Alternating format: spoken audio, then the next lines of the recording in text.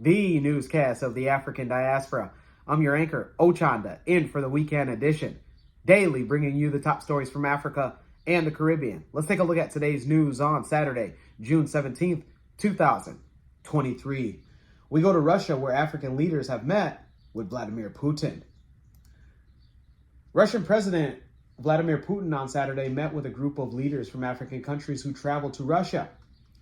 The 7 African leaders include the president of Comoros, Senegal, South Africa, and Zambia, as well as Egypt's prime minister and 2 envoys from the Democratic Republic of Congo and Uganda. The African leaders then traveled to St. Petersburg on Saturday to meet with Putin, who was attending Russia's Showpeace International Economic Forum. The peace initiative stated by Foreign Minister of Russia proposed by African countries is very difficult to implement. Difficult to compare positions. President Putin has shown interest in considering it. Russia says that it was effectively forced to send troops into Ukraine because it was threatened by Ukraine's desire to join NATO and by the country's support from the United States and Western Europe. Speaking at the Economic Forum on Friday, Vladimir Putin declared that the first Russian tactical nuclear weapons have been deployed to Belarus, describing the move as a deterrent against Western efforts to defeat Russia in this war against Ukraine. Vladimir Putin asked if he could order the use of battlefield nuclear weapons in Ukraine, and also was replied that in the case we will certainly use all the means that the Russian state has, and there should be no doubt about that. The mission to Ukraine was first of its kind by African leaders, comes in the wake of other peace initiatives, one by China. The conflict is affecting Africa negatively, South African President Cyril Ramaphosa said at a news conference alongside Ukrainian President Zelensky and 4 other African leaders after their closed-door talks on Friday. Ramaphosa and others acknowledged the intensity of the hostilities but insisted that all wars must come to an end and emphasized their willingness to help and expedite that. Those across the African continent and in Russia, let us know how you feel. African leaders becoming the voice of reason. Kush News salutes that. Let's go to Uganda, where an attack by a school have over dozens feared killed. Reports are emerging that assailants believed to be belonging to the Allied Democratic Front, known as, and have attacked a school in a Kasese district, allegedly killed 25 students. The attack occurred on Friday night. Students were attacked while sleeping in the dormitories by the rebels in the school. It's about 2 kilometers from the DR Republic border with Uganda. Presently, 8 students are known to be injured in the attack, and the rebels have said to abducted an unknown number of students as they retreated back into the DRC. The injured have been taken to a nearby hospital.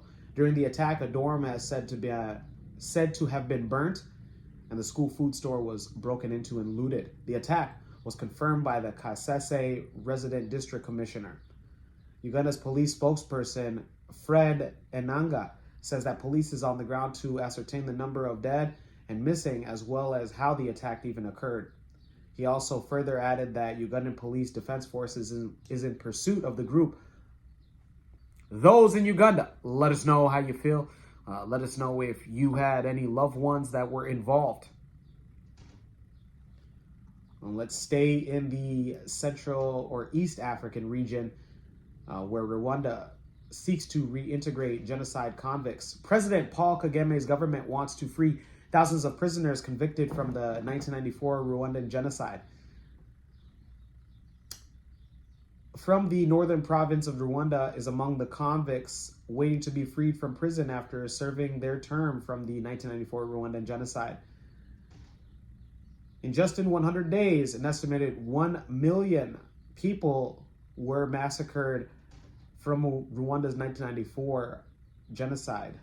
Spokesperson had said that he knows that his integration, a to-be-released convict stated that he knows that his integration will require acceptance and trust from the Rwandan society. He said that I am finishing my sentence soon and I'm ready to go home and seek forgiveness because I am a changed man. I also revealed to my fellow citizens the new direction in my life to join hands with Rwandans, to do good deeds, and to avoid the past mistakes that got me here in the first place.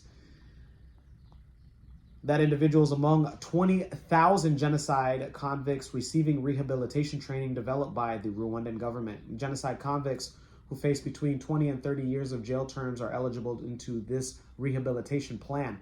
According to the National Unity Ministry, the government plans to release up to 2,500 convicts annually, but the reintegration journey for these convicts is an uphill task. It's gotten mixed reviews. According to a correctional officer, former inmates who have already returned home say that the education and guidance that they have received help them rejoin their respective communities. However, the release in the past has sparked anger among survivors of the genocide. Many fear that these convicts will commit new ethnic killings.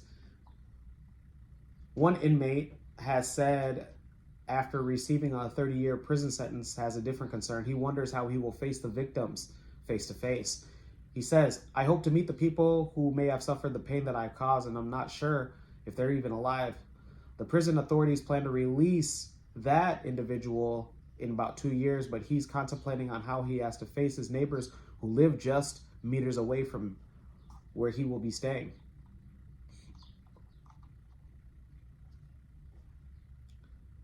Through such programs, they've had gained hope for the life outside of prison, and instead of thinking about suicide after prison, now they will be talking about how they can enter a new life with individuals just like them and their peers. Those in Rwanda, let us know your thoughts. Let us know if you feel that the rehabilitation program will allow these convicts to enter Rwandan society in today, 2023, in a good way. Let's stick in East Africa and go to Somalia, where Al-Shabaab has executed 5 men on espionage charges. Al-Shabaab publicly executed 5 people for allegedly spying in southern Somalia. The men, aged between 28 and 52, were executed by a firing squad in the lower Sahel region, with hundreds of residents watching the mass executions. An Al-Shabaab court convicted the men on spying for the Somali government and foreign intelligence agencies and providing intellect on the militants.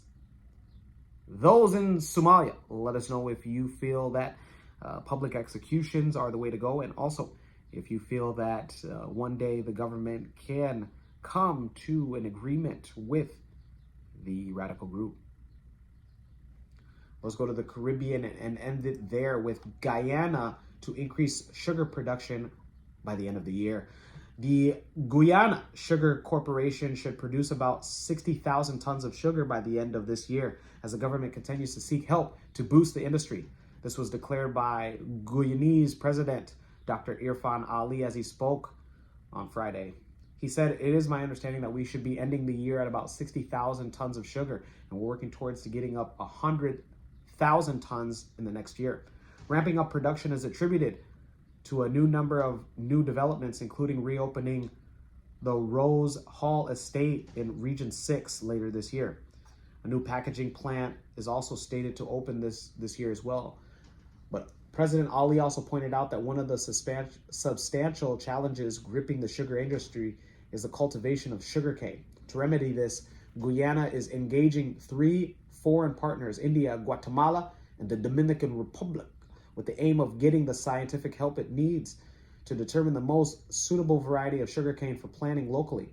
Those partners, he disclosed, may help Guyana set up a new plant nursery so that the most suitable varieties of crop will be grown large enough in batches to satisfy local demands. In 2023 national budget, this group got a multi-billion-dollar subvention to support expansion plans.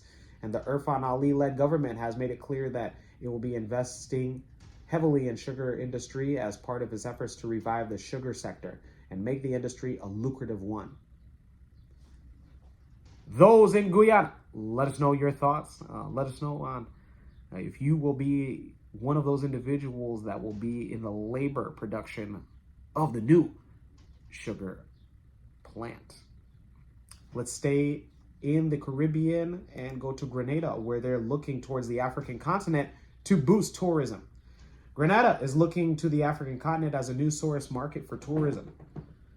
Lennox Andrews, the Minister of Tourism for Grenada, told Kush News that there is an emerging middle class on the continent and they will be targeting. He said that Grenada is also had a long relationship with some of these countries that they intend to build on.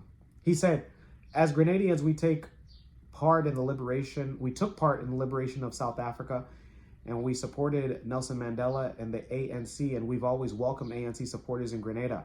And there have been many Grenadians who went to Africa to study. He said that they will talk whichever airline that they can negotiate with to direct flights from Grenada, and revealed that CARICOM is looking to strengthen ties with Africa, and many Caribbean countries have signed an agreement with AfriBank to increase trade and other relations. In addition to Africa, Grenada will be looking to new markets also in the Middle East and India. Minister Andrews also spoke to Kush News during the Grenadian Tourism Authority promotional visit to Trinidad and Tobago on Thursday, one of the largest markets in the Caribbean.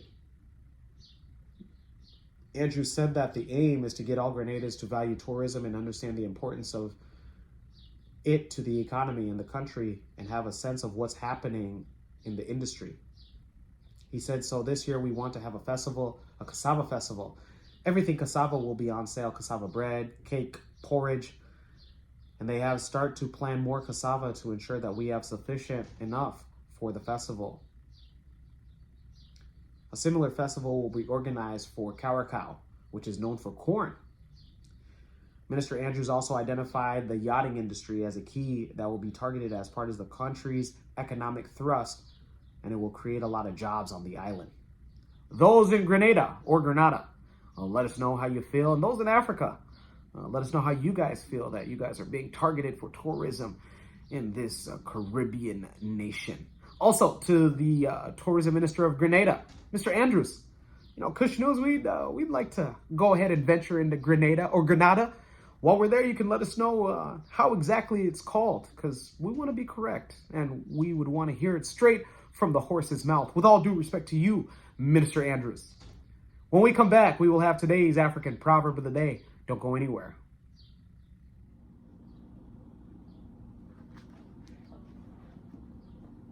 Oh, hey, didn't even see you there. I'm Ochanda with Kush News, exclusively on Kush Convos TV. We provide the news each and every single day to the African diaspora. Numbers show that the African diaspora population globally is at over 100 million. This is your chance for your business to have ad placement during the show. We offer different ad packages. And once again, we provide the news each and every single day. When your dad has a problem with his glass eye, we provide the news. When your best friend has brought over her kids so she can go out, we provide the news. When your cousin has came over, used the bathroom, and now the toilet is clogged, we provide the news. I'm Ochanda at Kush News. Reach on out to the email address below.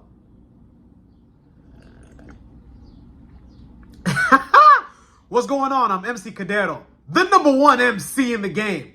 And I'm here to let you know I'm open for business. That's right, it's summertime and we outside. So your birthdays, baby showers, funerals, weddings, divorce receptions, all the above, I'm here for it. Other MCs, too boring. But me, I'm excited. Reach on out to the website below. That's right, the new official website of MC Cadero, the #1 MC in the game. See you soon.